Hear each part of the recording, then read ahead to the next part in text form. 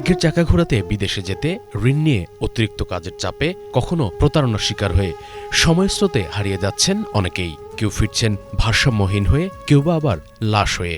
এমন বাস্তবতা বদলাতে রেমিটেন্স যোদ্ধাদের পাশে দাঁড়িয়েছে আস-সুন্নাহ ফাউন্ডেশন।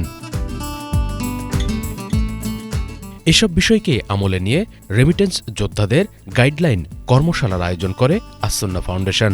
শুক্রবার আফতাবনগরে ফাউন্ডেশনের অডিটোরিয়ামে আয়োজিত এই কর্মশালায় বিশ্বের বিভিন্ন দেশের 4 শতাধিক প্রবাসী অংশগ্রহণ করে।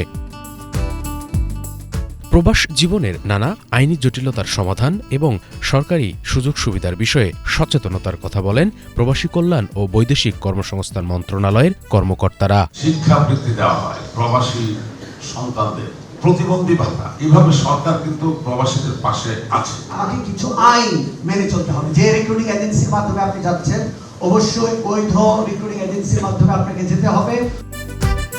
রেমিটেন্স যোদ্ধাদের জীবনমান উন্নয়নে পদ্ধতিগত বিষয়গুলো তুলে ধরে তাদের সঠিক দিক নির্দেশনা দেওয়াই এই কর্মশালার উদ্দেশ্য বলে জানান এই স্কলার। জি আলহামদুলিল্লাহ, আস-সুন্নাহ ফাউন্ডেশন এবং শায়েখ আহমদুল্লাহর যেগুলো অনন্য উদ্যোগ, তার মধ্যে একটা উদ্যোগ হচ্ছে বিভিন্ন ক্ষেত্রে যারা তাদের কর্মপরিধি আছে কিন্তু তাদেরকে আসলেও আমরা আমাদের নিজেদের আপনজন আসলে ভাবতে পারছি না, এই মানুষগুলোকে নিয়ে ভিন্নভাবে কিছু কাজ করা। ওভারটাইমের পর ওভারটাইম করতেছেন, তার শরীর ভেঙে চলে যাচ্ছে, 15 বছর বিরাট সার্ভিস দিলেন, এরপরে তিনি দেখা যাচ্ছে আর তিনি সার্ভিসে থাকতে পারলেন না, তারপরে তার আয় তিনি করে যাচ্ছেন, কিন্তু এটাকে চেক অ্যান্ড ব্যালেন্স করে কিভাবে তিনি স্বাবলম্বী হয়ে উঠতে পারেন, সারা জীবন প্রবাসে না থেকে তিনি দেশে ফেরত এসে কীভাবে কাজ করতে পারেন, তার যে কামাইটা তিনি করতেছেন সেটা এই দেশে কিভাবে ইনভেস্ট করে সেটাকে আরও বেশি ফ্রুটফুল করতে পারেন, এই সামগ্রিক বিষয়ের কর্মশালা কিন্তু আজকে এটা আস-সুন্নাহ ফাউন্ডেশন উপস্থাপন করছে।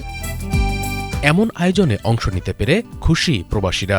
বলেন, এমন কর্মশালা মানসিক স্বাস্থ্য, আইনসহ নানা বিষয়ে প্রবাসীদের সচেতনতার জন্য সহায়ক হবে। প্রবাসীরা বাইরে গিয়ে শারীরিক মানসিক যেসব চ্যালেঞ্জেস ফেস করে, সো সেগুলো থেকে কিভাবে তারা পরিত্রাণ পেতে পারে এবং দিনের পথে কীভাবে থাকতে পারে, সেই দিক নির্দেশনা আমাদের জন্য আসলে খুবই উপকারী। এই ধরনের প্রোগ্রামগুলোর আরও বিস্তৃতি ঘটাবে দেশে এবং দেশের বাইরে, যাতে লোকজন উপকৃত হয়। এই ধরনের প্রোগ্রামে যদি আমরা আসতে পারি তাহলে এটা আমাদের জন্য ভালো হবে। যতজন বক্তা এখানে বক্তব্য দিয়েছেন সব বক্তব্য থেকে সবাই উপকৃত হয়েছে। আজকে বিভিন্ন বিষয় সম্পর্কে জানতে পারছি যে প্রবাসীদের নানাবিধ সমস্যা এর সমাধান। প্রবাসী লোনটা নেওয়ার ক্ষেত্রে যেন এই সুদমুক্ত যেন একটা লোনের ব্যবস্থা করে।